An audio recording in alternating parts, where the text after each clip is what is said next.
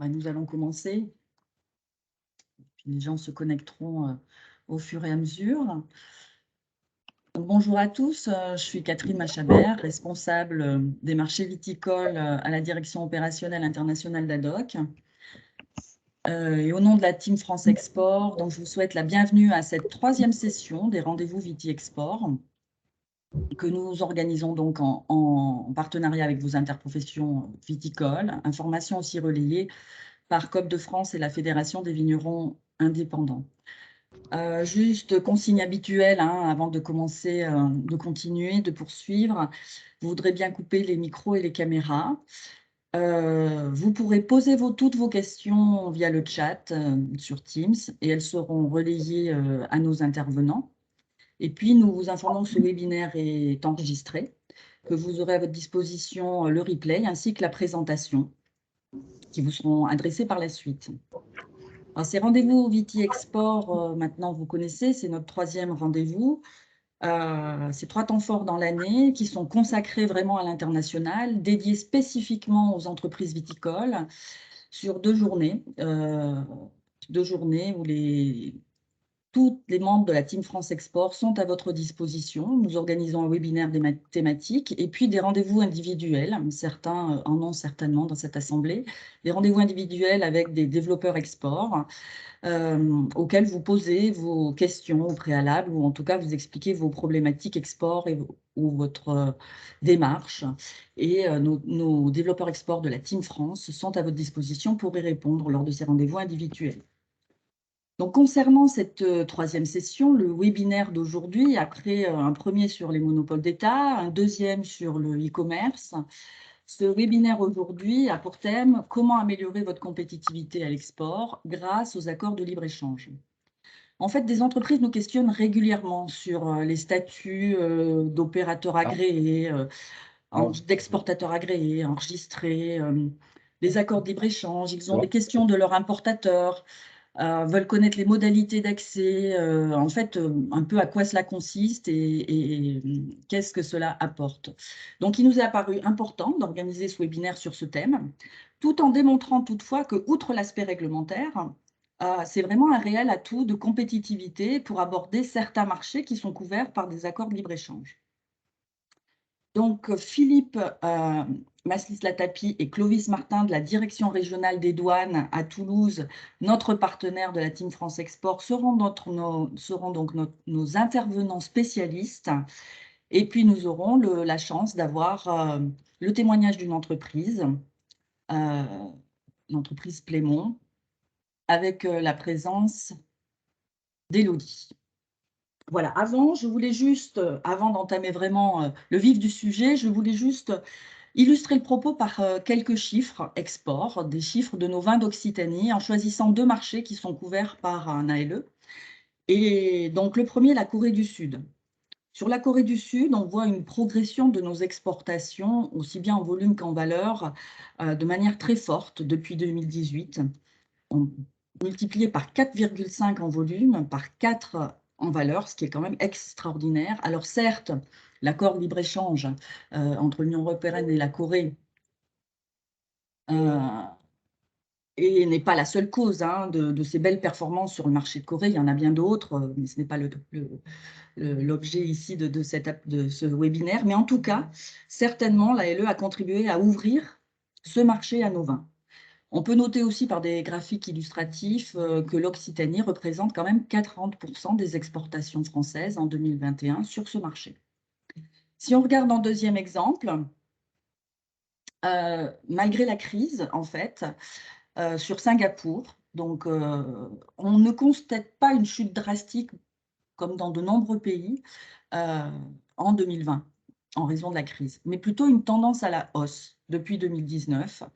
Date d'entrée en vigueur de l'ALE. Et bon, là aussi, ce n'est certes pas la cause principale de la dynamique de ce marché, mais en tout cas, c'est certainement un facteur favorable. Voilà, donc je laisse maintenant la parole à Philippe pour vous présenter plus en amont les tenants et les aboutissants de ces ALE et de ces statuts différents. Très bien. Très bien, merci Catherine. Donc, si vous pouvez mettre le plan d'intervention, voilà. Donc, on va intervenir avec Clovis et avec l'entreprise Plément pour vous montrer un petit peu, justement, d'un point de vue douanier, quel est l'intérêt. L'intérêt a déjà été dit, des accords de libre-échange, un petit peu comment ça fonctionne, quelles sont vos obligations et comment pouvoir utiliser ces accords d'un point de vue douanier pour bénéficier de préférences tarifaires notamment, quoi. Donc, on va commencer très rapidement par l'action économique de la douane, sur la première diapo. Voilà, on peut même passer à la suivante. Donc voilà, tout d'abord pour se présenter, nous sommes avec Clovis au pôle action économique de Toulouse. Donc moi je suis responsable du pôle. Avec Clovis est en charge de la réglementation liée à la fiscalité, à la viticulture et contribution indirecte notamment. Voilà, donc comme vous le voyez, l'action économique de la douane, c'est peut-être la mission la moins connue de la douane, puisque on voit très régulièrement dans les médias l'action lutte contre la fraude, qui est très médiatisée, avec la lutte, les saisies de stupéfiants, de contrefaçon, tabac, etc. Derrière, on a la mission fiscale, et qui est vraiment l'ADN pur de la douane, puisque la douane a été créée à l'origine pour ça, pour récolter des ressources propres de la TVA, donc de la fiscalité, les taxes qu'on retrouve aussi dans les contributions indirectes et qui vous concernent directement. Et enfin, la troisième mission qui est la nôtre, donc l'action économique, qui est peut-être la moins connue, car historiquement la plus jeune. Donc nous sommes là sur Toulouse. Alors, on intervient là sur l'Occitanie. Vous verrez après qu'on est organisé en 3 pôles action économique sur toute l'Occitanie, avec 3 directions, une à Montpellier, une à Perpignan et une à Toulouse, pour couvrir tous les départements. Vous aurez à la fin de la présentation, de toute façon, tous les liens avec les coordonnées et les zones de compétences des 3 pôles action économique. Donc nous, sur Toulouse, par exemple, nous avons un pôle de 10 personnes, et notamment avec une cellule conseil aux entreprises qui va être là pour vous accueillir, pour être vraiment le point d'entrée pour les entreprises, pour vous faire une démarche personnalisée, pour voir d'un point de vue douanier ce qui est le plus pertinent à mettre en œuvre comme procédure, pour vous permettre de faire de l'optimisation douanière. On parle régulièrement d'optimisation fiscale. Là, je pense qu'on peut également parler d'optimisation douanière, parce que lorsqu'on a une maîtrise minimale de la réglementation, on ne vous demande pas d'être très expert, mais on peut comprendre et voir qu'il y a des procédures qui peuvent être adaptées, ça va vous faire gagner de l'argent et ça va vous faire gagner du temps dans vos relations à l'import et surtout à l'export. Donc, c'est pour ça, n'hésitez pas à nous saisir à ce niveau-là. C'est vraiment le point d'entrée. Et derrière, on a le service régional d'audit ou la cellule réglementaire qui prendra le relais derrière. Donc voilà, l'idée aujourd'hui, c'est ça, c'est de vous montrer, notamment à travers les accords de libre-échange et le statut Doha, que la douane peut vous apporter des choses et, comme ça a été dit tout à l'heure, profiter justement de la signature de ces accords qui se multiplient, qui sont signés notamment par la Commission européenne et pas par la France, avec des partenaires commerciaux comme la Corée, comme le Japon, comme le Royaume-Uni. Donc, on va vous présenter tout ça aujourd'hui. Donc, je vais laisser la parole à Clovis qui va vous expliquer un petit peu les formalités douanières liées à l'export des produits viticoles. Ensuite, nous écouterons donc l'entreprise Plément qui témoignera sur son expérience sur l'utilisation de ces procédures-là. Et ensuite, je reprendrai la parole à la fin pour vous dire quelques mots sur le statut Doha, qui également peut être un gros quelque chose de très intéressant pour vous. Voilà. Bonjour à tous. Donc, je vous propose de commencer déjà par faire un rappel, parce on va parler ce matin des bénéfices et l'utilisation des accords de libre-échange. Mais je souhaitais avant tout qu'on fasse un focus déjà sur les formalités douanières à l'exportation, puisque nous sommes sur un produit qui est spécifique, avec une double formalité qui doit être réalisée, puisqu'on est sur un produit qu'on appelle soumis à accise, avec une fiscalité additionnelle bien particulière. Et dès lors qu'on est sur une opération que l'on qualifie d'exportation, alors souvent il y a un terme qui est utilisé à mauvais escient dans le monde professionnel, c'est que lorsqu'on parle d'exportation au sens douanier, on est sur un mouvement de marchandises qui sort du territoire de l'Union européenne et qui est donc à destination d'un pays tiers. On ne parle pas au sens douanier de petit export ou de grand export, ça n'existe pas. Donc tout ce que l'on va voir ce matin est relatif à l'exportation et donc strictement à une marchandise, un produit qui est commercialisé à destination d'un pays tiers à l'Union européenne. Sachant évidemment qu'en termes douaniers, on fonctionne en bloc et donc on raisonne à l'échelle des 27 pays membres de l'Union européenne. Donc, dès lors qu'on est sur un mouvement d'exportation, on aura une illustration sur la diapo suivante, on a cette double problématique et cette double formalité administrative qui doit être réalisée. avec, dans un premier temps, une obligation qui va être une sortie en compte de comptabilité matière, puisqu'on est sur un produit qui, le plus souvent, est détenu en droit suspendu, c'est-à-dire fiscalité accise non payée, sachant que la fiscalité est due dès lors que le produit est mis à la consommation dans un pays membre de l'Union européenne. Donc, l'exportation permet de ne pas avoir à acquitter cette fiscalité, ce droit d'accise, et il faut, dans ces cas-là, justifier la sortie de la comptabilité matière avec l'émission d'un document d'accompagnement. Alors, vous le savez sans doute, il y a plusieurs types de documents d'accompagnement. Il y a le document d'accompagnement qui sera en droit suspendu, qui sera de format électronique, puisque mis en place sous Gamma. On parlera alors d'un DAE, document d'accompagnement électronique. Mais on peut également avoir des mouvements à l'export qui sont réalisés en droit dit acquitté, avec un DSA ou une CRD, une capsule Marianne, qui justifie la circulation sous droit acquitté. Donc, la première chose à savoir, mais ça, normalement, tous les opérateurs le savent, c'est que dès lors qu'il y a un mouvement qui est une sortie de comptabilité matière, il va y avoir l'émission d'un document d'accompagnement, DAE ou DSA, pour justifier la sortie de comptabilité matière. Ce document donc d'accompagnement, c'est un document qui est spécifique à la filière alcool et boissons alcooliques, donc, dont la viticulture, mais ça va également rejoindre une autre formalité déclarative qui, cette fois-ci, est commune à l'ensemble des produits, quels qu'ils soient, qui sortent du territoire de l'Union européenne, dès lors qu'on est sur une opération d'exportation. Et à ce titre, il va s'agir d'une déclaration en douane d'exportation. Alors, l'acronyme, c'est DAU, document administratif unique. Et cette déclaration en douane d'exportation va venir attester, va venir acter la sortie du territoire communautaire, sachant que cette fois-ci, cette déclaration en douane d'exportation va permettre à l'exportateur de justifier une vente hors TVA, puisque dès lors que vous commercialisez donc à destination d'un pays tiers à l'Union européenne, il n'y a pas de TVA applicable sur cette marchandise. Donc souvent, on constate dans la filière viticole, mais également dans d'autres filières alcool, qu'il y a une confusion qui peut s'opérer entre ces deux formalités déclaratives. Donc, que ce soit bien clair, le DAE ou le DSA qui vient justifier la sortie de la comptabilité matière, c'est uniquement pour le droit d'accise, pour le fait que ce produit ne sera pas sujet au paiement du droit d'accise, puisqu'il n'y a pas de mise à la consommation. Et la seconde obligation déclarative, c'est la déclaration en douane d'exportation, qui va permettre de ne pas acquitter de TVA, notamment si vous avez un contrôle des services fiscaux de la DGFiP par la suite. La déclaration en douane d'exportation permettra également de délivrer, en tout cas de calculer le fameux chiffre du commerce extérieur pour connaître pour savoir si nous sommes sur une balance excédentaire ou déficitaire.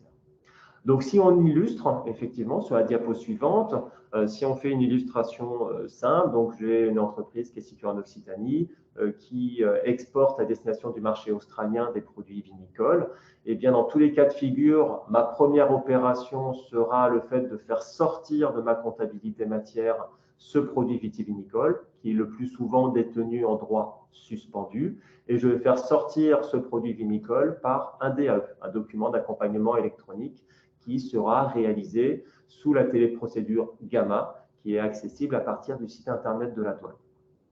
Et dans un second temps, pour que ce produit puisse sortir effectivement du territoire de l'Union européenne, soit mon représentant en douane, mon RDE, mon représentant en douane enregistré, soit l'exportateur en son nom, va établir cette déclaration en douane d'exportation pour pouvoir faire cette vente hors TVA.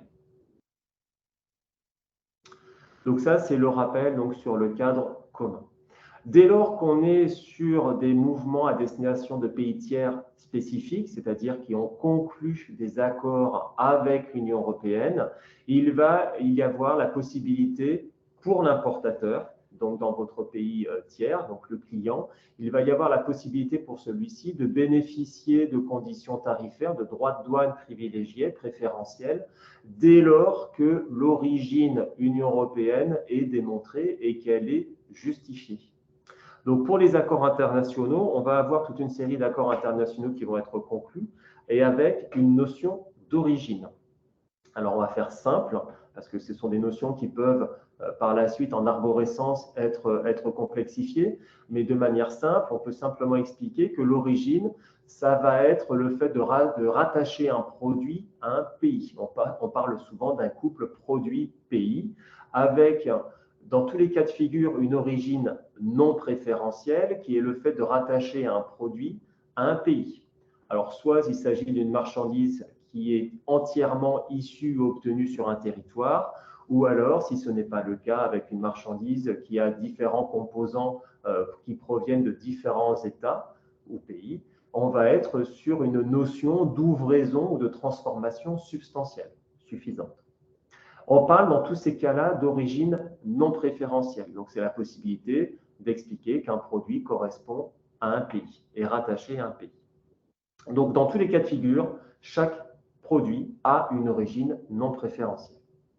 Les accords internationaux qui ont été conclus, que ce soit de libre-échange ou de partenariat économique, les accords internationaux qui ont été conclus par l'Union européenne, cette fois-ci, vont permettre de mettre en place des origines préférentielles. Et donc, cette fois-ci, de bénéficier de préférences qui permettront, non pas à l'exportateur, mais à l'importateur, d'avoir des droits de douane réduits ou nuls. Pour pouvoir illustrer ces différents types d'accords, donc l'Union européenne, alors je n'ai pas repris tous les accords, mais il y a différents accords qui ont été conclus, sachant que pour la filière vitivinicole, les accords qui vont être marquants vont être les accords qui ont été conclus avec le Canada, avec le Japon, avec le Royaume-Uni, par exemple, et qui vont venir, ou avec le Vietnam, et qui vont venir marquer une relation préférentielle entre l'Union européenne et ce pays tiers. Dans tous les cas de figure, ces préférences tarifaires qui sont prévues par accord vont indiquer produit par produit quels sont donc ces produits qui sont couverts par l'accord, parce qu'un accord peut ne pas concerner l'ensemble des produits. Et donc, l'accord va indiquer produit par produit les droits de douane qui peuvent bénéficier de conditions tarifaires préférentielles et sous quelles conditions. Donc, l'objectif de l'intervention de ce matin, c'est de bien vous rappeler qu'il existe des accords internationaux et après de trouver comment on peut accéder à l'information pour pouvoir justement bénéficier de l'accord et sous quelles conditions bénéficier de l'accord. Et on verra qu'il faut également par la suite solliciter le bénéfice de l'accord. Un outil informatique a été mis en place par l'Union européenne qui est donc cet outil en ligne Access to Markets. Donc, je ne sais pas si tout le monde le connaît, mais en tout cas, ceux qui ne le connaissent pas, n'hésitez pas à vous rendre sur cet outil qui est complet, qui est assez convivial et qui permet de façon assez synthétique de pouvoir déterminer si le produit que vous exportez bénéficie d'un accord et s'il bénéficie d'un accord, quelles sont les conditions à réaliser et à respecter pour pouvoir bénéficier de celui-ci. Donc, dans les illustrations, donc avec ce Access to Market, alors, je vais juste revenir sur la diapo précédente, pardon, Philippe. Voilà, sur ce Access to Market, il y a en fait 3 informations indiquées. Le code ou le nom du produit, donc sa position tarifaire, sachant qu'on peut simplement être sur 8 chiffres, le pays de provenance, le pays de destination. Dès lors que vous avez entré ces 3 informations, vous cliquez sur Rechercher et vous accéderez aux différentes informations relatives à ce type de circulation, à ce type d'échange avec le pays tiers. De façon synthétique, j'ai réalisé différents tableaux pour pouvoir illustrer justement, que ce soit sur les vins tranquilles, les spiritueux et les vins dits effervescents, quels sont les avantages tarifaires que l'on peut retrouver en fonction des accords. Donc là, si on est sur le vin tranquille, en 22,04, on a effectivement un comparatif avec la colonne du milieu qui va venir indiquer par rapport à une origine Union européenne, mais qui est non justifiée, quel est le droit de douane qui est applicable ou quel est le droit à payer à l'importation, c'est-à-dire par votre client importateur. Et sur la colonne de droite, quel est le droit de douane qui est cette fois-ci applicable si vous, en tant qu'exportateur, vous justifiez l'origine de votre produit exporté. Donc, on voit de façon assez synthétique que pour la Corée du Sud, pour le Vietnam, pour le Canada, pour le Japon, il y a un intérêt économique pour votre client importateur à solliciter de votre part la justification de l'origine Union européenne. Donc, vous comprendrez assez rapidement pourquoi votre client importateur, dans le cadre d'une relation commerciale avec celui-ci, vous demande de justifier l'origine Union européenne de votre produit. Donc, pour les vins tranquilles, avantage sur le Canada, avantage sur le Japon, la Corée du Sud et donc le Royaume-Uni. Pour les spiritueux, on va avoir d'autres accords, enfin, comment dire, d'autres contenus d'accords qui auront été déterminés, où cette fois-ci, vous n'aurez un intérêt économique que sur la Corée du Sud et le Vietnam. Les autres pays, sans origine préférentielle déterminée pour l'Union européenne, déjà, n'appliquent pas de droits de douane sur les produits qui sont originaires de l'Union européenne. Dernier type de produit, pour les vins effervescents, pour ceux qui vont exporter du vin effervescent, on aura cette même logique de pays, donc Japon, Corée du Sud, Vietnam, Royaume-Uni, ces pays pour lesquels il y a un avantage à indiquer et à justifier, surtout, on le verra par la suite, ce qui est important, c'est de justifier l'origine Union européenne. Donc, si je prends l'exemple de la Corée du Sud, puisque tout à l'heure, nous avons vu que c'était un marché qui était porteur pour les entreprises d'Occitanie, eh bien, pour la Corée du Sud, si votre importateur, votre client sud-coréen ne sollicite pas la préférence européenne, il acquittera un droit de douane de 15% sur la valeur liée à l'importation. En revanche, si grâce aux informations que vous lui aurez transmises dans vos relations commerciales, il peut justifier cette fois-ci et solliciter le bénéfice de l'origine préférentielle de l'Union européenne, eh bien, cette justification lui permet de ne plus avoir à acquitter ce droit de douane de 15%, mais d'avoir un droit de douane nul. Donc, tout l'intérêt pour l'importateur va être, dans tous les cas de figure, de vous solliciter. Et vous, votre principale difficulté sera d'être en réactivité et de pouvoir justifier l'origine de votre marchandise. La spécificité également qu'on va trouver sur la diapo suivante sur Access to Market, et c'est ça qui est très intéressant également, c'est qu'Access to Market va venir synthétiser le contenu de l'accord et vous indiquer si le droit préférentiel lié à une origine Union européenne qui a été justifié, eh bien, quelle va être l'évolution de ce droit de douane préférentiel.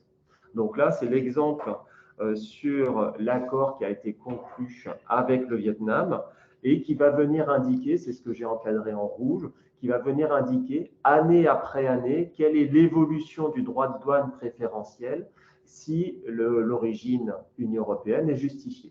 Donc là, on parle dans ce cas de figure d'un démantèlement progressif du droit de douane avec un droit qui sera nul au 1er janvier 2027.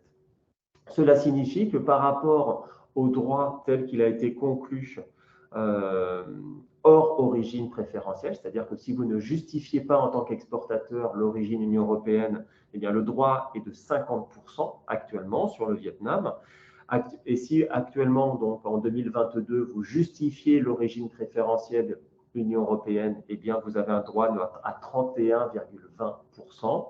En 2027, ce droit préférentiel passe à 0. Donc, on aura un grand écart entre une origine non justifiée à 50% et une origine justifiée, on verra dans quelles conditions on la justifie, qui cette fois-ci passe à 0%. Donc, vu l'écart que cela va générer sur la déclaration en douane d'importation qui sera produite lors de l'entrée de la marchandise au Vietnam, il y aura évidemment un intérêt rédhibitoire pour l'importateur vietnamien de disposer de l'origine justifiée préférentielle Union européenne. Dans tous les cas de figure, ce sera sur la diapo suivante, dans tous les cas de figure, pour que le produit puisse bénéficier d'un accord, et c'est ça qu'il faut bien garder en tête, c'est qu'il faut évidemment que la notion d'origine soit respectée au sens de l'accord. Donc, on revient sur cette notion de marchandise entièrement obtenue ou de transformation suffisante ou substantielle. Mais outre cette condition d'origine, il faut également que le bénéfice de la préférence tarifaire soit sollicité.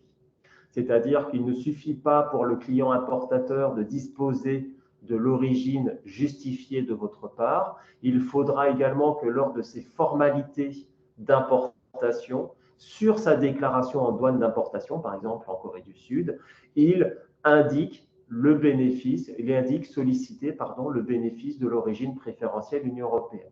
Sinon, celle-ci ne sera pas calculée. Donc, bien garder ça en tête, c'est que le fait pour un importateur de disposer de l'origine préférentielle n'est pas suffisant. Il faut en outre qu'il le sollicite directement sur la déclaration en douane d'importation pour ce qui le concerne. La question qui va se poser après va être de pouvoir donc justifier cette fameuse preuve de l'origine, c'est-à-dire dans quelles conditions vous allez pouvoir donner cette information à votre client importateur. Eh bien, il y a une modalité qui est assez historique, assez traditionnelle, qui va être la délivrance d'un document de type EUR1. Donc, c'est ce qui se faisait traditionnellement sous format papier. Le EUR1 qui était délivré par les chambres de commerce et d'industrie. Mais ce document, avec les derniers accords, peut présenter une difficulté, c'est que ce document de type EUR1 n'est pas forcément reconnu par l'ensemble des accords qui sont dorénavant conclus entre l'Union européenne et les pays tiers. Donc, par exemple, la Corée du Sud ne reconnaît pas le document de type EUR1 comme étant un justificatif d'origine Union européenne. Et dès lors que ce document de format EUR1 n'est pas reconnu comme étant une preuve de l'origine, eh bien, il va y avoir uniquement la déclaration d'origine sur facture, ce qu'on appelle la DOF, qui va pouvoir permettre d'attester la preuve de l'origine Union européenne. Et il y a un seuil qui a été mis en place, qui est un seuil à 6 000 € par envoi, qui fait que pour une somme d'envoi, pour une valeur de votre envoi inférieure à 6 000 €, et ce sera simplement une mention avec une phrase type qui devra être portée sur la facture commerciale ou sur un autre document de commerce. Et si vous êtes cette fois-ci sur une valeur de l'envoi qui est supérieure à ce seuil de 6 000 €, eh bien, vous devrez justifier également par une phrase type l'origine préférentielle Union européenne. Mais dans ce cas-là, vous devrez, dans tous les cas, avoir un statut, soit d'exportateur agréé, soit un statut d'exportateur enregistré. Donc, ce statut d'exportateur agréé ou d'exportateur enregistré est utile, est indispensable même, dès lors que vous êtes sur un envoi qui a une valeur facturée qui est supérieure à 6 000 €. Et dans cette phrase type que vous devrez indiquer, c'est ce qui est sur l'encart avec un liseré bleu, eh bien, dans cette phrase type, vous devrez faire mention de votre numéro d'agrément qui aura été délivré par le service des douanes pour venir, en cas de contrôle des autorités douanières à l'importation, pouvoir être contrôlé. Donc, les autorités douanières à l'importation auront accès à votre statut, via votre numéro de statut, pour s'assurer de la véracité de ce qui aura été posé sur cette déclaration d'origine sur facture. Oui, donc pour compléter juste ce que vient de dire Clovis, là, ça, il faut voir que c'est vraiment une évolution récente avec ces statuts d'exportateur agréé et d'exportateur enregistré qui vous facilite la vie, et en particulier dans votre domaine où finalement la preuve de l'origine, elle est simple chez vous, contrairement à des produits manufacturés où il y a des composants qui peuvent venir de différents pays. Vous, il n'y a aucune difficulté. Donc là, c'est une simplification supplémentaire qui vous permet, avec Rex ou avec l'EA, de juste mentionner cette phrase et donc de pouvoir dire au moment du passage en douane dans le pays de destination que vous, l'exportateur, certifiez que votre produit est bien originaire. Donc ça, c'est vraiment, comme vous le comprenez, la charge de la preuve, pardon, elle vous incombe. La charge de la preuve, elle est sur l'exportateur. Donc le UR1 existe encore, tout ça, bon, vous verrez après. On peut retrouver ça, bien sûr, sur Access to Market. C'est également sur le site de la douane, qui a une page réservée aux accords de libre-échange, où pour chaque accord, vous allez trouver en face un lien vers l'accord lui-même avec le texte et ce qui s'applique, si c'est encore le UR1, si c'est Rex ou pas. Donc, ce qu'il faut savoir, c'est que vraiment, il existe à côté de ce système-là, et ça, c'est relativement nouveau. Alors, on l'a vu apparaître notamment avec les accords de la zone Pacifique et également avec le Royaume-Uni. Et ça, je voulais juste vous le signaler, c'est la connaissance de l'importateur. Dans ce cas-là, c'est l'inverse. C'est prévu à certains accords. Donc là, c'est votre importateur qui devra apporter la preuve que le produit qu'il importe est bien originaire d'un pays partenaire à cet accord. On prend l'exemple du Japon, puisque le Japon est concerné par cela, le Royaume-Uni. Vous exportez votre marchandise vers le Japon. Votre partenaire japonais vous a dit non, moi je veux utiliser la connaissance de l'importateur et par ex. Donc ça voudra dire qu'au moment où vous allez signer avec votre client au Japon, vous allez devoir lui donner tout un tas de preuves qui peuvent être commerciales, qui peuvent être de fabrication, de circuits commerciaux, pour que lui puisse prouver aux autorités japonaises que le produit qu'il importe est bien originaire de France. Donc voilà. Donc là aussi, c'est une relation de confiance qu'il faut avoir. C'est pas toujours évident. Avant de se lancer là-dedans, essayez plutôt de passer par REX, c'est plus simple. Parce que là aussi, en cas de contrôle, en cas de doute, les autorités japonaises, qu'est-ce qui va se passer? Si vous avez choisi le système REX, la douane japonaise, en cas de doute sur l'origine, va contacter la douane française et nous, on va venir vous voir pour avoir la preuve que votre marchandise est bien originaire. Ce qui ne posera pas de problème, comme je l'ai dit, dans votre domaine. Donc, c'est vraiment de douane à douane avec un respect de la confidentialité de toutes ces données-là. Si vous avez choisi la connaissance de l'importateur, en cas de doute, les douanes japonaises vont se retourner vers votre importateur qui, lui, devra fournir toutes les données que vous lui avez même fournies. Donc là, vous voyez, en termes de confidentialité, ça peut être un peu plus délicat. Donc, je tenais, on ne l'a pas mentionné pour simplifier cette connaissance de l'importateur, mais sachez que ça existe et à manier avec prudence au cas où. Sachant que la Commission, sa volonté ces dernières années, c'est vraiment de favoriser REX, le statut d'exportateur enregistré, qui est vraiment très rapide, qui est délivré en 24 heures chez nous et comme vous l'avez vu, qui vous permet juste sur facture avec une mention de bénéficier de ces préférences tarifaires. Donc là, effectivement, Access to Market, mais effectivement, comme cela vient d'être dit, le site internet de la douane, si vous tapez liste des accords sur le site internet de la douane, eh bien, vous aurez accès au contenu de l'accord et vous aurez également accès à un récapitulatif des preuves de l'origine telles qu'elles peuvent être déposées pour pouvoir bénéficier de l'accord. Donc, Access to Market, pareil, dans la même idée, vient synthétiser les façons dont vous pouvez illustrer et justifier le bénéfice d'un accord préférentiel entre l'Union européenne et le pays tiers. Alors, ces différents accords, donc on va actuellement, pour avoir les statuts, donc ce sont les deux statuts sur lesquels on axe la communication, parce que ce sont effectivement des statuts qui sont simples d'utilisation par la suite et qui vous évitent d'avoir à entrer dans des mécanismes comme cela vient d'être illustré de connaissance de l'importateur. Vous devez transmettre toute une série d'informations à votre client importateur. Là, le fait d'avoir ces deux statuts d'exportateur enregistré, on parle de REX, et d'exportateur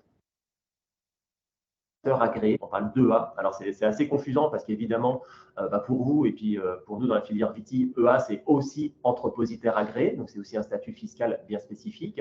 Mais là, pour ce qui nous concerne ce matin, EA, c'est exportateur agréé, donc c'est un statut qui vient permettre de justifier la preuve de l'origine.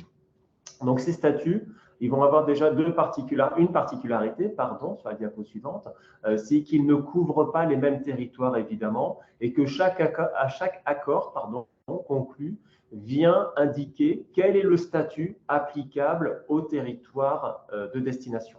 Donc, le statut d'exportateur enregistré, le REX, c'est celui qui est dorénavant mis en avant le plus souvent. Il est applicable actuellement pour les accords conclus avec le Canada, le Japon, le Vietnam et le Royaume-Uni. Donc là, si vous avez des marchandises à destination d'un de ces territoires, eh bien, c'est le statut d'exportateur enregistré qu'il vous faut avoir ou qu'il vous faut mettre en œuvre pour pouvoir bénéficier de l'origine préférentielle si vous souhaitez justifier de l'origine préférentielle de l'Union européenne par ce statut d'exportateur enregistré. Le statut d'exportateur agréé, qui est un autre statut, qui a la même finalité de justifier l'origine de l'Union européenne, est moins utilisé par les nouveaux accords, mais est toujours reconnu dans l'accord conclu avec la Corée du Sud et Singapour. Donc, cela signifie, alors ça peut être une source de complexité, mais cela signifie que dès lors que vous avez des marchés dans différents pays tiers de l'Union, du monde, eh bien, vous pouvez devoir disposer des deux statuts, donc à la fois du statut d'exportateur enregistré, mais également du statut d'exportateur agréé, fonction de vos territoires de destination. Donc, exportateur agréé est utilisé pour l'accord Corée du Sud, qui fonctionne à plein actuellement, mais qui fonctionne également pour Singapour. Alors, Singapour a un intérêt moindre vis-à-vis des droits de douane, puisqu'on a déjà un droit avec une origine non justifiée. On a un droit de douane qui est à 0 sur les produits issus de la filière viticole. Pour obtenir ce statut, dans tous les cas de figure, il y a 2 conditions à respecter. La première condition, c'est d'avoir un fameux numéro EORI, Economic Operator Registration and Identification. Donc, ce numéro EORI, il est forcément sollicité par l'exportateur lors de sa première opération douanière. Donc, dans tous les cas de figure, si vous avez déjà réalisé une exportation, vous bénéficiez déjà de ce numéro EORI et ça vous permet de débloquer une opération douanière tant à l'importation qu'à l'exportation. Donc, c'est ce que j'ai indiqué, c'est votre identifiant douanier. Dès lors que vous avez votre numéro EORI, vous pouvez passer à l'étape suivante qui va être de faire la demande du bénéfice de ce statut, sachant que les modalités d'obtention de cette demande sont différentes selon que vous fassiez une demande pour être exportateur enregistré ou pour être exportateur agréé. Pour être exportateur enregistré, c'est-à-dire pour bénéficier du statut REX, eh bien, cette demande se fait par une téléprocédure, donc en ligne, via une téléprocédure qui s'appelle Soprano et qui est accessible directement sur votre compte que vous avez sur le site internet de la douane. Donc, en tant que professionnel, vous avez tous, professionnels de la filière Axis, vous avez tous un compte douane avec un identifiant et un mot de passe, vous permettant par exemple de faire vos téléprocédures gamma, de déposer vos déclarations récapitulatives mensuelles. Vous allez avoir via votre compte en accès simplifié un accès également pour Soprano et vous aurez la possibilité donc de faire vos demandes pour être exportateur enregistré directement en téléprocédure. Et cette demande, dès lors que vous validez votre demande, que vous complétez votre demande et que vous la validez, cette demande sera directement traitée par les services douaniers qui se rapprocheront, le cas échéant, de vous pour venir compléter ou préciser certaines informations. Donc, cette demande d'exportateur enregistré, elle se fait exclusivement en ligne à partir du site internet de la douane, donc à partir de votre compte avec identifiant et mot de passe. Pour ce qui concerne le statut d'exportateur agréé, donc de l'EA, eh bien, on est encore sur un statut qui est délivré suite à une demande par format papier, d'où ce fameux CERFA 13942 qui est un format type. Et ce CERFA qui est de format A4, donc on le verra par la suite, il y a 4 pages à compléter, à illustrer, eh bien, ce CERFA sera à transmettre en porte d'entrée douanière à vos pôles action économique, que ce soit sur Toulouse, Montpellier ou Perpignan. Donc, vous avez les coordonnées, l'adresse mail qui est entre parenthèses, et qui par la suite, soit reprendra contact avec vous pour venir préciser, abonder ou compléter votre demande, et fera instruire cette demande par le bureau de douane qui sera territorialement compétent. Donc, c'est un pôle gestion des procédures qui sera compétent pour instruire votre demande. Donc, dans tous les cas de figure, la porte d'entrée pour tout ce qui va concerner vos démarches à l'exportation, vos démarches douanières, soit à l'import ou à l'export, eh bien, ce sont vos pôles action économique. Et après, vos pôles action économique, dès lors que votre demande est complète, vont transmettre cette demande au bureau des douanes qui sera compétent pour instruire celle-ci. Oui, là aussi, on vous encourage vraiment à prendre contact au PAE avant de vous lancer peut-être dans une démarche avec ce soit REX, l'EA ou autre. Donc, comme je l'ai dit tout à l'heure, vraiment, vous avez les cellules conseils aux entreprises dans les 3 PAE, hein, c'est valable dans toute la France, bien sûr, on est tous organisés pareil, qui sont le point d'entrée, qui vont vous guider, qui peuvent vous accompagner également hein, en parallèle lors d'un entretien sur Soprano pour bien remplir les formulaires, pour vous conseiller avant que votre demande soit basculée sur le pôle gestion des procédures du bureau. Donc, nous, pour Toulouse, par exemple, ce sera le bureau de Toulouse-Blagnac qui, lui, prendra le relais derrière. Donc, nous, on travaille main dans la main avec eux avec 2 sections vraiment complémentaires. Sur les diapos suivantes, vous avez donc une illustration de ce qu'on va vous demander pour être exportateur agréé. Donc, c'est le CERFA. Donc, il y a 4 pages du CERFA Ce qui est important de comprendre, alors évidemment, vous demandez toute une série de précisions, d'informations sur le produit pour lequel vous souhaitez bénéficier d'une origine préférentielle. En tout cas, vous vous engagez à justifier l'origine préférentielle. Dans la rubrique 3, on vous demande les pays vers lesquels les produits sont exportés et pour lesquels l'autorisation est demandée. Vous avez la possibilité, pour être exportateur agréé, de dire moi, je ne veux que ce soit que sur la Corée du Sud. Je veux que ce soit, c'est n'importe quoi, que sur Singapour. Sinon, vous avez la possibilité, évidemment, d'indiquer dès le départ l'ensemble des pays pour lesquels le bénéfice de ce statut présente un intérêt. Donc, surtout, quand vous sollicitez, que ce soit l'exportateur enregistré ou l'exportateur agréé, eh bien, n'hésitez pas à anticiper d'éventuelles futures relations commerciales et de solliciter le bénéfice de ce statut pour l'ensemble des pays qui sont couverts par ce statut. Donc, si vous demandez le statut d'exportateur enregistré, eh bien, vous avez la possibilité dès à présent de le demander pour le Canada, le Japon, le Vietnam et le Royaume-Uni. Vous n'avez pas obligation de dire je ne commence que pour le Royaume-Uni parce que j'ai actuellement des flux commerciaux ou très prochainement avec ce pays. Et puis, dans 1 an, dans 2 ans, je ferai un avenant et j'ajouterai le Canada ou le Japon parce que j'aurai de nouveaux marchés avec ceci. Donc, surtout, une des communications que l'on fait, c'est d'anticiper ces démarches, de ne pas attendre d'avoir un client importateur qui vous demande de vous rapprocher de vos services douaniers. Vous anticipez ces démarches et dès à présent, vous sollicitez le bénéfice de ce statut pour l'ensemble des pays pour lesquels ce statut existe, quand bien même vous n'avez pas encore de relation commerciale avec un client importateur dans ce pays. Oui, là, vraiment, c'est quelque chose de très important parce qu'imaginons, vous partez sur un salon, vous êtes démarché. Si un de vos clients, une personne intéressée, vous pose la question, vous ne l'avez pas, vous allez peut-être hésiter. Là, au moins, vous partez, vous êtes bordé pour tous les… Surtout que ça ne vous coûte rien à remplir le formulaire. Vous aurez souvent une seule nomenclature, donc un seul code pour votre produit. Donc, il suffit juste de rajouter les pays. Et ça, c'est à voir au moment, justement, peut-être avec la cellule conseil des entreprises, de voir la liste des pays qui sont concernés par l'accord pour être sûr.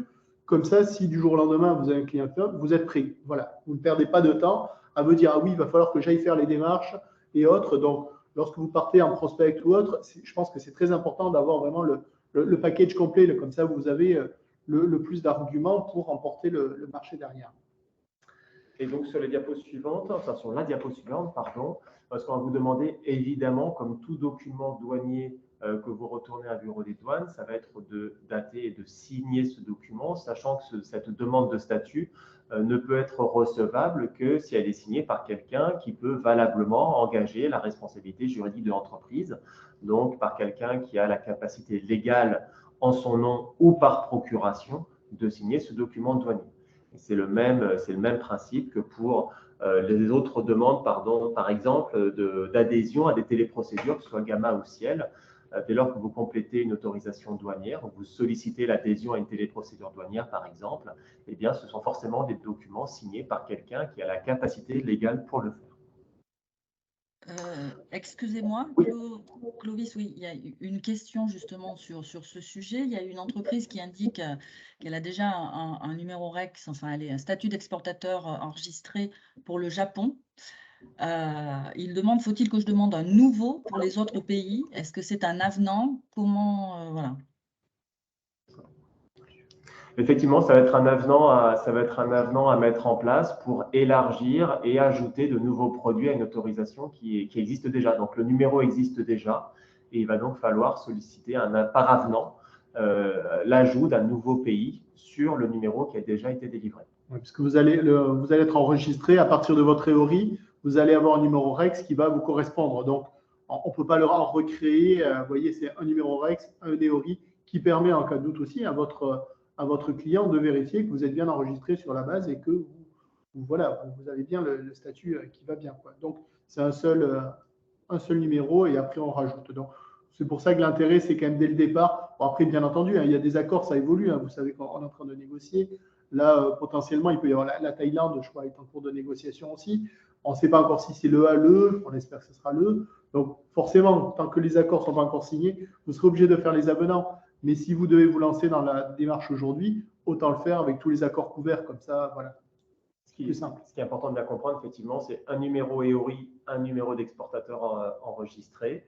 avec quelque chose qui n'est pas définitif, qui n'est pas figé et qui peut par avenant évoluer au fur et à mesure des signatures d'avenant, enfin des signatures pardon, de nouveaux contrats d'adhésion ou d'association avec l'Union européenne. Il y avait d'autres questions? On a fait le tour des questions là-dessus. Non, c'était la question. C'est bon.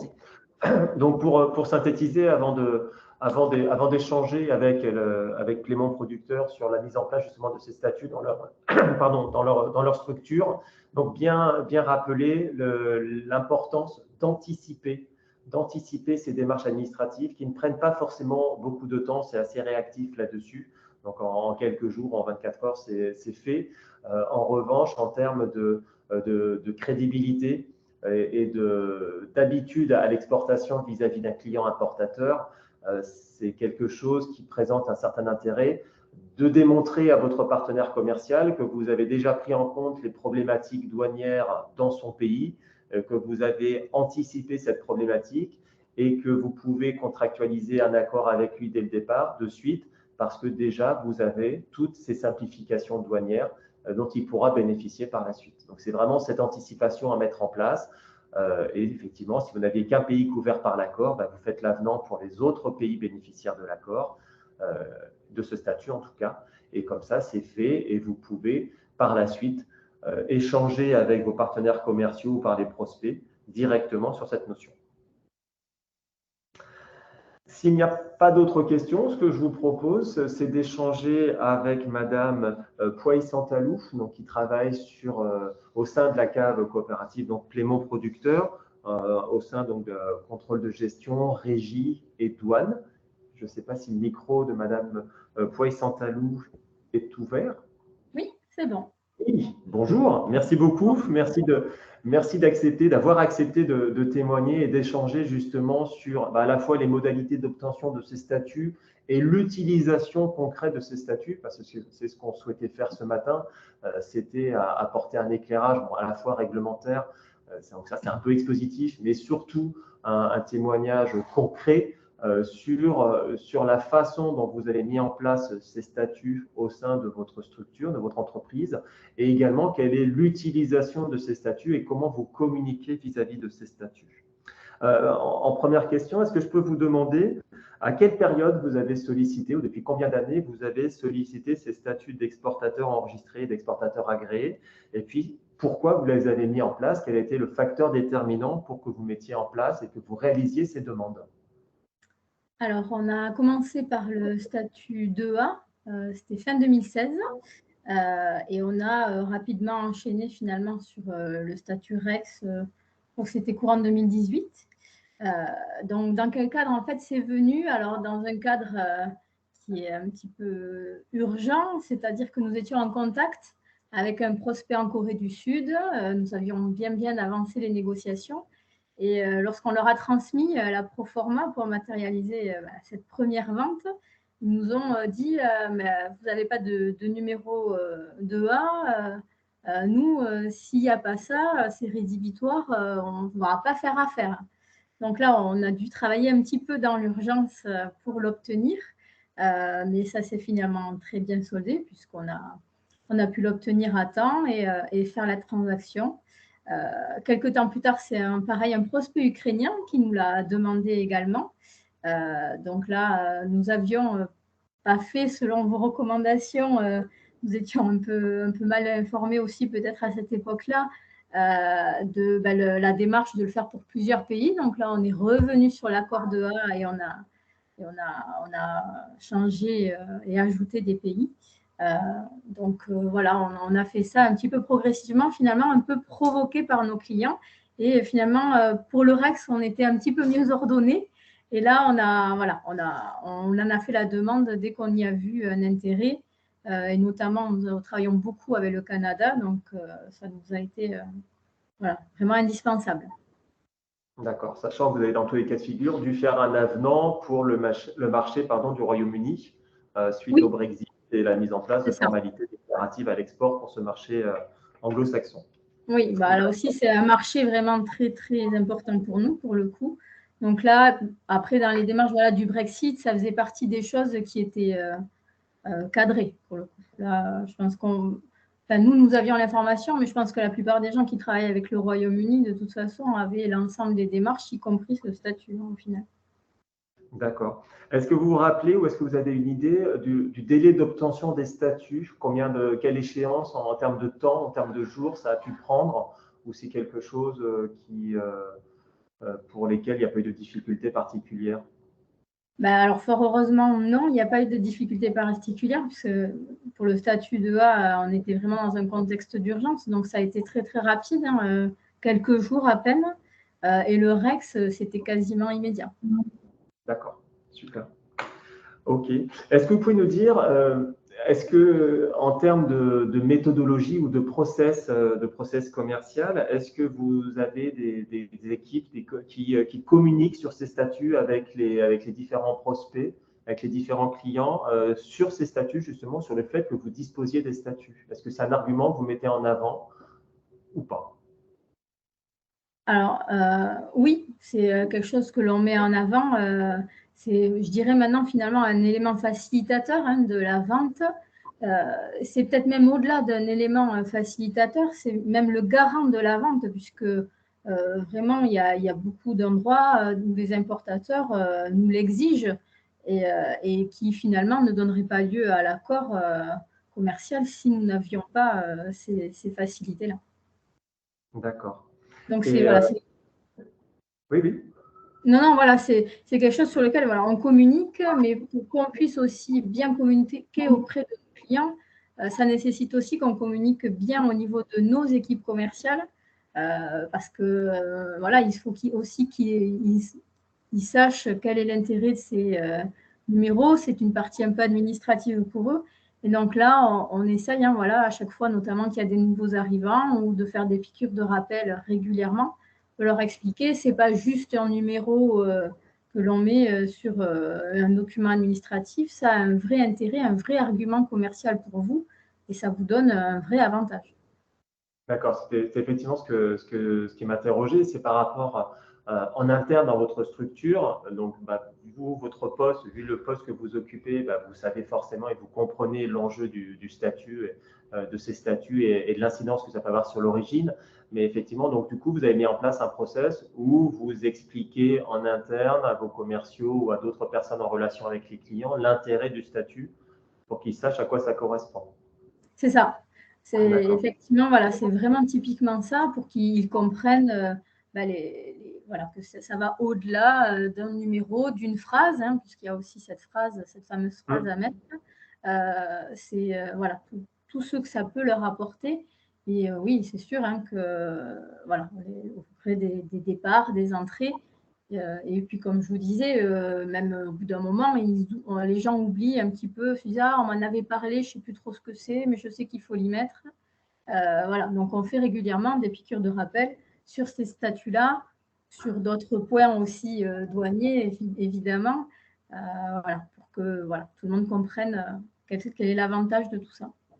D'accord. Cette phrase, alors juste par curiosité en termes de logique, de logistique même, cette phrase, elle est automatisée dans votre régie, fonction du pays de destination, ou c'est une phrase qui est rajoutée au coup par coup, fonction du marché tiers? Alors, elle est automatisée plus ou moins sur nos factures de vente, oui, quand même fonction des pays, hein, dans lesquels cette facture auquel cette facture est destinée.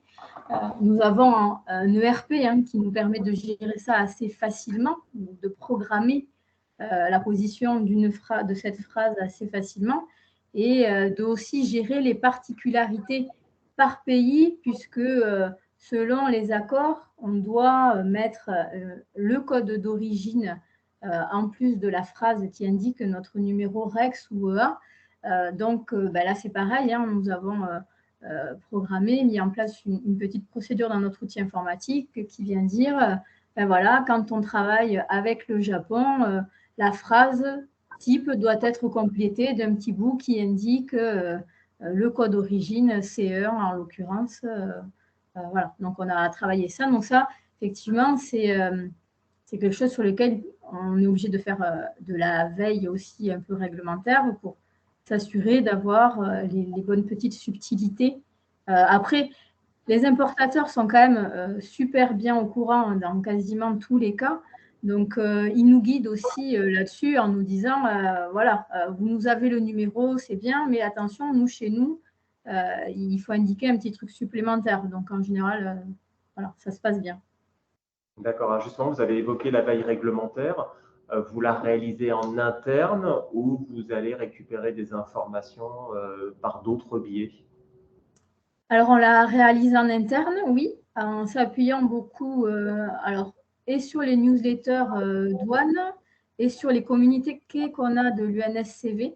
C'est vraiment nos deux gros outils de veille réglementaire et de manière peut-être plus anecdotique, mais parfois très utile aussi, vu qu'on se connecte très souvent au site des douanes pour faire toutes les démarches quotidiennes.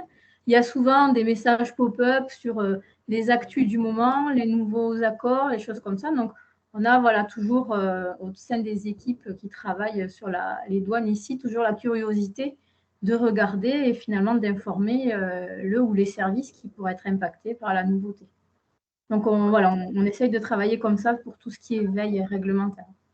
Ouais, j'en profite d'ailleurs pour rappeler évidemment que pour toute entreprise qui souhaite avoir des informations, qui se pose des questions sur un marché à l'export, de ne pas hésiter à prendre contact avec les pôles actions économiques ou avec une entité douanière en tous les cas de figure pour avoir des éléments d'information les plus complets possibles. Ok, bah écoutez, je vous remercie beaucoup. Je ne sais pas si vous avez quelque chose à ajouter. Non, c'est bon, merci. C'est bon. En tout cas, merci beaucoup. Merci beaucoup d'avoir fait ce retour d'expérience. Et puis j'espère qu'il y aura effectivement de nouveaux accords qui ont été conclus, qui seront conclus par l'Union européenne, et puis de nouveaux avenants à mettre en place pour bénéficier de conditions douanières préférentielles à l'exportation et favoriser de nouveaux marchés. Merci beaucoup, en tout cas, pour votre témoignage. Merci à vous. Merci à vous. Au revoir. Merci. Il y a deux petites questions dans le chat. Bon, une a été répondue, mais ça permet de partager aussi là-dessus. Une question de base, savoir comment trouver le nom du produit, le SH code, le code douanier, demandé notamment pour utiliser Access to Markets, sachant qu'il y a un menu déroulant effectivement. Mais c'est des fois des questions récurrentes sur où trouver les codes douaniers, donc à 8 chiffres ou complémentaires. Voilà. Alors, ce sont les mêmes codes que ceux qui sont utilisés sur les DAE, par exemple, sur les documents d'accompagnement électronique. Donc, c'est la position tarifaire. Alors, effectivement, si vous indiquez la position tarifaire telle que reprise Union européenne, eh bien, Access to Market va vous demander de trouver l'équivalent côté pays tiers. Et à ce moment-là, effectivement, il y a une arborescence, alors qui est assez simple. Il y a une arborescence qui va tenir compte principalement de la catégorie du produit, c'est-à-dire avec appellation IGP, enfin AOC, IGP ou VSIG. Ça va tenir compte donc de l'appellation, ça va tenir compte du degré d'alcool du produit et ça va tenir compte de la couleur du vin, par exemple. Mais ça se fait vraiment par arborescence et c'est quelque chose qui est très intuitif, vraiment très intuitif. Voilà, puis en cas de doute aussi, là aussi, hein, n'hésitez pas, le PAE est là et ça, c'est quelque chose qui peut être réglé par téléphone ou une visio très, très rapidement en cas de doute. Hein. Et pareil, à destination, ça, on n'en a pas parlé, mais on a également un réseau d'attachés douaniers. Donc, en cas de difficulté dans l'application de vos relations commerciales, d'un point de vue douanier, bien entendu, hein, dans ces pays-là, sachez qu'on dispose également d'un réseau d'attachés douaniers qui couvre quand même la majorité des pays. Le dernier poste, par exemple, qu'on a créé, c'est à Bangkok pour couvrir toute l'Asie du Sud-Est, justement dans la perspective des accords avec le Vietnam et autres. Donc, on en a à Pékin, on a les États-Unis, bien sûr, le Brésil, etc. Donc, ça aussi, n'hésitez pas, en cas de blocage, des fois, quand on vous dit c'est un problème douanier, on ne sait pas trop, n'hésitez pas à nous saisir. Nous, ils sont très, très réactifs. On l'a vu très récemment avec la Chine notamment, avec qui on travaille bien sûr le plus, hein, et également les États-Unis. Ça permet, eux, on les contacte direct avec les douanes locales. Donc, ça aussi, en cas de problème, ça permet d'identifier immédiatement quelle est la nature du problème et bien souvent de le régler très rapidement. Donc, n'hésitez pas plutôt que de laisser traîner parce que souvent, on n'ose pas trop. Donc, on a ce réseau qui est présent, qui est très utile pour ça. D'accord. Et puis, une deuxième question. La délivrance du numéro REX ou de l'exportateur agréé, telle reconnaissance de l'origine préférentielle par les douanes ou la déclaration n'engage-t-elle que la responsabilité de l'exportateur? Alors non, c'est du déclaratif, c'est vous qui vous engagez. Vous vous engagez à dire, voilà, j'ai un numéro REX, je m'engage à ce que mes produits soient bien originaires de l'UE, de la France en l'occurrence. Mais ça, c'est déclaratif. Nous, on ne va pas faire un contrôle au moment de cette déclaration-là. Par contre, comme je le disais tout à l'heure, il peut y avoir le contrôle, il peut être à destination parce que pour nous, il n'y a pas d'enjeu. Vous allez être à l'export. Donc, nous, la douane française, en gros, on ne va pas vous contrôler. Par contre, à l'arrivée, vous allez solliciter un accord. Pendant l'exemple de vous allez solliciter, vous allez passer de 0 au lieu de 15%. Donc là, la douane locale à destination peut avoir des doutes et c'est à ce moment-là où il y aura un contrôle qui sera diligenté et c'est là où vous devrez pouvoir prouver que votre produit est bien originaire. Et comme on le disait, dans le secteur de la viticulture, des spiritueux et autres, il n'y a pas de difficulté. Là où on peut avoir des difficultés, c'est sur des produits manufacturés où vous allez avoir une partie des composants qui viennent de Chine, une partie des États-Unis, mais vous faites l'assemblage en France et autres. Et là, ça va être compliqué de déterminer l'origine. Là, on est sur un secteur où, franchement, c'est quand même très simple, où il n'y a pas de risque. Donc, vous engagez, mais voilà, les contrôles sont quand même assez rares. Et lorsqu'il y a un contrôle, c'est quand même très facile à mener. Mais c'est la responsabilité, effectivement, de l'exportateur. C'est du déclaratif. C'est vous qui me dites, vous engagez. Hein. Vous savez que là, les contrôles, et même à l'import, hein, la douane, en ce moment, on a un taux d'immobilisation des marchandises qui tourne autour de 2 minutes 30. Donc, vous voyez bien que les contrôles ne sont pas systématiques. Par contre, il y a des contrôles ex post qui sont possibles derrière. Donc, a posteriori, et c'est là où il faut que vous ayez toutes les preuves nécessaires. Voilà, je ne sais pas si c'était clair, si j'ai bien. Ça répond à la question. Franck, je pense que ça répond à la question. Oui, c'est parfait, merci, excusez-moi. Très bien. Très bien. S'il n'y a pas d'autres questions, on va terminer rapidement sur l'OA. Une question complémentaire peut-être? Oui, allez-y. Et du coup, est-ce qu'il existe un RCO pour l'origine non préférentielle? Oui, tout à fait, ouais. C'est faisable également. Sachant que là, vous allez partir à l'export, parce qu'on parle essentiellement d'export. Donc, le RCO, à la limite, il faudrait le déposer, il faudrait le demander dans le pays de destination, quoi. Vous voyez, le RCO que va vous délivrer la douane française et qui sera applicable, qui sera opposable dans toute l'Union européenne, il va être intéressant pour vous à l'importation. Mais pour l'export, ça sera l'équivalent du RCO dans le pays de destination. Et c'est là où, si besoin, on peut passer effectivement par l'attaché douanier qui va se renseigner, qui va nous dire déjà si ça existe, parce que ce process de RCO, ou l'équivalent, n'existe pas dans tous les pays. Alors, si vous en avez un ici, c'est vrai qu'il sera, honnêtement, parce que, comme vous savez, il y a les 6 premiers chiffres sont communs au niveau mondial. Donc, ça sera la même base. Mais s'il faut affiner derrière, il faudra vraiment voir à ce moment-là, avec les douanes du pays de destination, quelles sont les modalités. Et ça, Access to Markets vous donnera vraiment les modalités. Et si besoin, c'est une possibilité justement de certifier de l'origine de votre produit. Mais là, oui, parce qu'un RCO, effectivement, peut-être que tout le monde ne sait pas, c'est un renseignement contraignant sur l'origine. Et comme on a le RTC, qui est un renseignement tarifaire contraignant sur l'espèce, hein, sur donc, la nomenclature, voilà, c'est des outils qui sont dans ce sens, qui existent souvent à destination. Mais honnêtement, je ne sais pas si c'est vraiment utile vu le secteur, franchement. Mais après, ça peut être demandé par votre client aussi, et là, à voir si ça existe et si c'est faisable avec les douanes du pays de destination. Merci. Très bien. Donc, on termine, comme je l'ai dit rapidement, sur le statut d'OA. Donc, on voulait vous en parler un petit peu aujourd'hui. Donc là, on sort de des accords de libre-échange ou de partenariat économique qu'on a évoqués tout à l'heure, donc qui sont signés entre l'Union européenne et des partenaires commerciaux qui vous permettent, comme vous l'avez compris, de bénéficier de démantèlement tarifaire, donc en gros de réduction ou d'annulation ou de suppression de droits de douane. Donc là, on était vraiment sur du fiscal. Là, sur l'OA, c'est une autre logique. On est vraiment sur des accords de reconnaissance mutuelle qui sont signés entre l'Union européenne, là aussi encore, parce que c'est un statut communautaire, et avec des partenaires. Donc là, l'origine de ce qu'il faut savoir, l'origine de l'OA, en fait, c'est les attentats de 2001 aux États-Unis.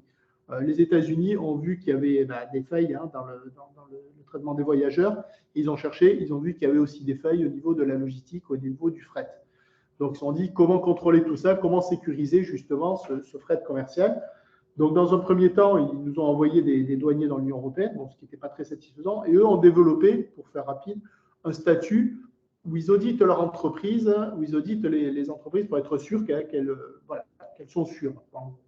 Donc, l'Union européenne a créé le pendant, donc l'OA, l'opérateur économique agréé, pour dire, voilà, ben, nous aussi, on audite nos opérateurs et on garantit qu'ils sont sûrs.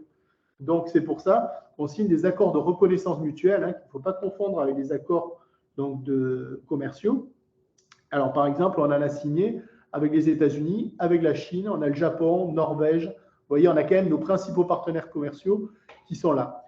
Donc, on a pour ça, voilà, comme vous voyez, c'est une démarche vraiment qui est volontaire. Il n'y a aucune obligation d'être OA, hein, ça c'est clair et net. Donc, on a 1700 à peu près entreprises qui sont OA sur la France. On est le deuxième pays après les Allemands. C'est un statut, nous, on en a sur la direction de Toulouse, donc ex-Midi-Pyrénées, on est à peu près 60 entreprises qui sont labellisées. Et on en avait très peu jusque-là dans le secteur de la viticulture. Or, depuis l'an dernier, nous avons 3 viticulteurs qui ont franchi le pas. Parce que pendant longtemps, cette démarche, elle était réservée. Dans l'imaginaire, c'était vraiment pour les gros, hein, surtout dans la région. Vous imaginez les Airbus, des filières vraiment qui sont intégrées au niveau international, tout ce qui touche autour de l'aéronautique, autour de l'armement, etc., des grands groupes. Mais pour nous, cette démarche aussi, elle est intéressante pour des petites entreprises, pour des PME, voire des petites entreprises. On a les dernières qu'on a faites, c'est 3 employés, mais sur un domaine vraiment intéressant. Et qui voit dans cette démarche, comme vous le voyez sur la slide, c'est une démarche volontaire et surtout structurante. Vous avez, même si vous ne faites pas énormément de volume à l'import, à l'export, c'est quand même quelque chose, vous avez une vocation, vous avez une volonté d'aller à l'international. Et là, ce statut, il peut être intéressant pour vous, quoi, parce que ça vous permet de vous structurer et d'acquérir des connaissances douanières. Si on peut aller sur la slide suivante, vous allez voir que ce statut, en fait, il existe 2 types d'autorisation. La première, qui nous concerne nous directement douaniers, c'est le volet simplification douanière. Donc, ça veut dire qu'à travers l'audit qu'on va faire chez nous, donc nous, on a une structure qui s'appelle le service régional d'audit qui va venir chez vous, qui va vous préparer l'audit et qui va venir vérifier un petit peu chez vous comment vous êtes organisé. Donc, vous imaginez, volet simplification douanière, ce qui va nous intéresser, c'est voir un petit peu quel est votre niveau de connaissance. Il faut quand même que vous soyez capable, par exemple, lors d'un test de traçabilité, on va vous prendre une opération export, par exemple, vers le Japon. On va prendre cette déclaration-là, on va dire, voilà, est-ce que vous pouvez nous retracer la vie de cette déclaration, comment vous l'avez gérée? Donc, c'est là où il faut quand même un minimum de connaissances pour s'intéresser à la chose, même si vous passez par un RDE, par un représentant en douane. Si vous n'avez pas internalisé la douane, ce qui est le cas de 90% des gens, vous passez par un prestataire, ça n'empêche pas qu'il faut suivre quand même que vous devez, en tant que client, pouvoir avoir cette déclaration. Vous devez l'avoir d'ailleurs, comme l'a dit Clovis tout à l'heure, pour prouver déjà la sortie de votre déclaration et justifier que vous n'avez pas payé TVA à bon escient, quoi. Donc ça, c'est quelque chose qui est vraiment très important aussi. Parce qu'on entend souvent, moi, la douane, je ne m'en occupe pas, je passe par un prestataire, donc voilà, je ne m'y intéresse pas. Ce que je comprends parce que c'est compliqué et c'est pour ça qu'on a des structures d'accompagnement. Mais fiscalement, c'est vous qui êtes responsable derrière, comme on l'a vu tout le long de l'entretien. Donc nous, voilà, on va s'intéresser à tout ça et derrière, ça va vous donner des avantages parce qu'on va regarder également votre santé financière, comment sont vos comptes, etc. Bon, tout cela est bien entendu gratuit et confidentiel, hein, vous l'imaginez bien. Donc derrière, quand on va voir que vous êtes sérieux d'un point de vue douanier, que vous connaissez, ça va vous donner des avantages. Vous voyez, modulation des taux de contrôle, alors c'est plutôt sur l'import. Le choix du lieu de contrôle, les dispenses de garantie. Si vous mettez en place des régimes douaniers, vous allez être prioritaire et vous allez être favorisé sur ce domaine-là. Et ensuite, sur la slide suivante, vous allez voir qu'on a également le volet vraiment sûreté-sécurité que j'ai abordé, qui est vraiment à l'origine d'ailleurs de ce statut, en raison des attentats, pour vraiment sécuriser. Donc là, quand on va venir chez vous, si vous demandez le volet sécurité-sûreté, on va voir un petit peu comment vous êtes organisé sur ce plan-là. En gros, est-ce qu'il y a des barrières? Est-ce que vos locaux sont sécurisés? Comment vous gérez ça? Alors ça, bien entendu, on n'a pas une grille type pour tous les opérateurs. Vous imaginez bien que quand on va auditer Airbus, on n'a pas les mêmes exigences que quand on va voir un viticulteur dans le Gaillacois. C'est bien entendu, on a une obligation vraiment de moyens et pas forcément de résultats. Donc, on va voir comment vous êtes organisé. Quelle est votre politique? Dans un grand groupe, ça va être la politique de gestion des badges, par exemple. Une petite structure viticole, on ne va pas lui demander, bien entendu, s'il y a des badges, comment on gère. Mais il faut qu'il y ait un minimum de sécurisation des locaux, de gestion et que ces notions-là, elles soient prises en considération. C'est pour ça qu'on dit toujours que ces projets-là, ça doit être un projet de l'entreprise. C'est un projet structurant qui doit vous faire monter en compétences. Quand vous avez des certifications ISO, ben là, c'est un peu la même chose. Ça vous permet vraiment d'être compétent. Et ça peut être également un argument, là aussi, commercial à l'export. On disait, vous allez prospecter, vous dites, j'ai le A, ben voilà, mon client, ça va lui permettre de bénéficier de réduction ou de droits de douane nuls. Ben là, c'est pareil. Vous arrivez en disant, ben, en plus, je suis OA. Ça veut dire que vous avez été audité par les douanes françaises, vous avez ce label qui est reconnu, label communautaire. Hein. Ça veut dire qu'en gros, ben, voilà, vous êtes sérieux, vous savez de quoi on parle et vous avez été audité. Et ça, dans certains pays, notamment les pays asiatiques, type Corée, Japon, c'est très, très important. Ils sont attachés à ces notions-là. Ça vous permet vraiment de le mettre en avant. Et donc, l'idéal, bien entendu, et c'est ce qu'on fait le plus souvent, c'est un cumul des deux, qui est ce qu'on appelle le full, qui est OA, douane et sûreté, sécurité. Donc là, c'est vraiment quelque chose, l'argument ultime pour aller à l'international. Donc, on peut passer à la slide suivante. Donc, voilà, en gros, comment ça se passe, hein. Alors, ça aussi, c'est quelque chose qui peut faire peur au départ. On a beaucoup d'entreprises qui se disent, oh là là, non, ça, c'est pas pour moi. Si, pourquoi pas, quoi. Hein. Voilà, il faut qu'il y ait un intérêt, bien sûr. Il faut aller à l'international, ça, c'est évident. Si vous faites que du communautaire, il n'y a aucun intérêt. Mais si vous allez sur des pays plus lointains, États-Unis, Chine, là, c'est pareil, un cas de contrôle. Vous savez qu'aux États-Unis, c'est quand même assez tatillon. Si vous arrivez, votre container est en même temps que notre container de même produit, ils sont sélectionnés tous les deux pour un contrôle. Vous êtes OA, l'autre n'est pas OA. Vous imaginez bien que les douanes américaines ne vont pas scanner à 100%. Elles vont aller voir plutôt celui qui n'est pas OA, parce que vous êtes OA, donc vous avez ce label qui est mis en avant, et elle sait que vous avez été audité en France, que donc vous êtes un opérateur connu et certifié. Donc c'est quand même un gros avantage dans certains pays, hein, notamment, je parlais de l'Asie et des États-Unis, qui sont quand même des marchés très porteurs. Donc voilà, ça permet, ça aussi, c'est assez lourd, hein, l'audit. Alors c'est gratuit, mais par contre, au moment de la préparation et de l'audit, vous allez être obligé de mettre à disposition des effectifs de la douane. Donc ça, il va y avoir un coût effectif. Hein. Les gens, pendant qu'ils travaillent là-dessus, ils ne sont pas ailleurs, mais c'est un investissement sur l'avenir. Parce qu'il y a un questionnaire d'auto-évaluation qui peut faire peur, mais là aussi, on a la cellule conseil aux entreprises chez nous, souvent, qui prend la main. Lorsque vous êtes intéressé par cette démarche, vous allez en discuter avec elle, elle va dire oui, ça peut être intéressant pour vous. Et on va regarder ce questionnaire ensemble, on va vous aider à le remplir aussi, parce que c'est un questionnaire qui est quand même assez lourd, qui n'est pas toujours bien traduit, puisque c'est un questionnaire communautaire. Donc là aussi, on vous accompagne avant de passer entre les mains du service régional d'audit, qui lui, derrière, va prendre le relais. Et une fois qu'on s'est mis d'accord pour le relais, et souvent on est entre 6 mois et 1 an de préparation chez vous, pour embarquer tout le monde dans l'entreprise, pour bien justifier de la volonté d'aller sur ce statut-là. Et derrière, le service régional d'audit va venir et donc va vous auditer. En général, c'est sur une journée. Et une fois que l'audit, ça peut être tout est très bien, il peut y avoir des remarques, des alertes sur certains points, on en rediscute ensemble, on met en place les choses et une fois que vous êtes habilité, on ne vous lâche pas dans la nature, vous avez des audits de suivi ensuite tous les 3 ans. Tous les 3 ans, on revient vous voir. Et pendant ce laps de temps, vous vous engagez s'il y a des changements dans votre entreprise. Hein. Par exemple, si vous changez de DAF, vous nous le signalez. Nous, ça nous permet vraiment d'avoir une relation, un partenariat encore plus fort et de mieux vous connaître. Et derrière, de mieux vous connaître, donc de mieux vous conseiller et de bénéficier vraiment, là encore, d'un accord encore plus personnalisé. Et dernière chose qu'on a mise en place, nous, l'an dernier, on va faire le 2e club à la rentrée. On a mis en place un club OA où on vous réunit 1 ou 2 fois par an pour justement vous traiter de sujets qui concernent tout le monde et qui peuvent vraiment vous intéresser et vous permettre également de faire du réseau entre vous, de bénéficier des conseils, de l'apport d'autres entreprises qui sont OA. Par exemple, le premier qu'on a fait l'an dernier, on avait fait venir, on avait parlé de la sécurité informatique, donc l'ANSSI et la gendarmerie étaient venus. Et derrière, on avait parlé de tout le volet d'accompagnement à l'international de la direction générale des douanes, avec des gens qui étaient venus de Paris, de la direction générale. Le prochain sera également à la rentrée. On va faire intervenir la DGSI, puisque vous savez que le risque est réel pour les entreprises de tout secteur. Et ensuite, on va faire un focus aussi sur toutes les nouveautés douanières, puisque la douane, on va avoir pas mal d'évolutions en 2023. Donc là, c'est pareil, on va avoir des gens de la direction générale de Paris qui vont venir pour vous expliquer un petit peu quelles sont les évolutions réglementaires, les points d'attention. Voilà. Donc, c'est vraiment quelque chose qu'on a voulu mettre en place récemment.